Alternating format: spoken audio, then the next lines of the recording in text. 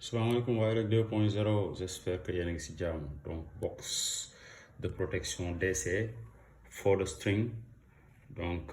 mën nañ ne bon string la laa koy wax tey ci France sax mooy scène de panneau donc bi box bi pour benn scène de panneau la si vous voyez dafa am entrée ak sortie donc am na box yu gën a mag yi box yi nag pratiquement dafay cher parce que déjà Carrefour bi dafay cher modulaire DC bi dafay cher fusible DC dañuy cher seen coupe-circuit dafay cher léegi vous avez la possibilité am sectionneur fusible wala coupe-circuit en fait individuel yi donc mu ngi nii c'est pratique donc mën nga jël ay string yu bëri aussi ça dépend ci ban box nga am ça dépend sa dimension wu installation sa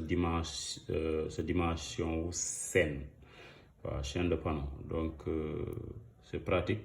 donc impérativement boo amee système photovoltaïque da nga ko war a am da nga war a protéger donc en amont en aval des panneaux lépp il faut nga protéger ko donc ça permet installer système bi dina yàgg su amee tey ay foudre bu attaqué dina def la mu mën a def dina mën a protéger panneaux yi voilà donc vous avez besoin de ça aussi pince à sertir ok comme ça bii mën na jël ba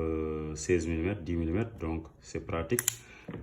si tout ce qu'il faut qui va avec yu si bëri England lay jógee soit ay Hollande donc box yi yu ci bëri ci dëkk nasaraan yi lay jógee en fait mais comme Afrique aussi am nañ possibilité yàlla may nañu xam-xam may nañu waaw ay débrouillard lañ en fait te dañuy teg lu leer quoi donc pourquoi pas aussi moom ay entrepôt yoo xamante ne dañ koy créer Sénégal uniquement pour tout ce qui est montage waaw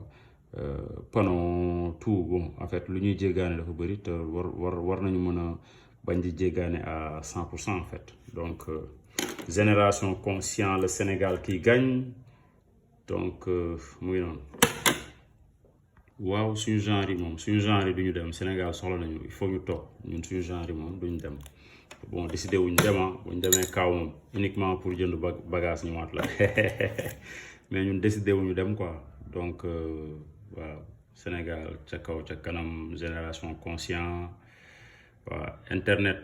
il faut ñu jëfandikoo ko pour des fins positifs des faits constructifs pour le développement bu ñu nekkee ci internet bi dañuy def lu am impact pour suñu dëkk mais yenn détails bu ñu ci dégg daal waaw góor métier comme ni ko Père Sakho di waxee donc nag système souvent photovoltaïque dafa xaw a siis tuuti en alu yi yëpp war nga ko mën a kiiwee en alu quoi câble ko en alu donc c'est plus avantageux aussi cuivre aussi bon ça dépend aussi si lan nga bëgg a def ak yan ñoo compatible quoi jaa ngeen jëf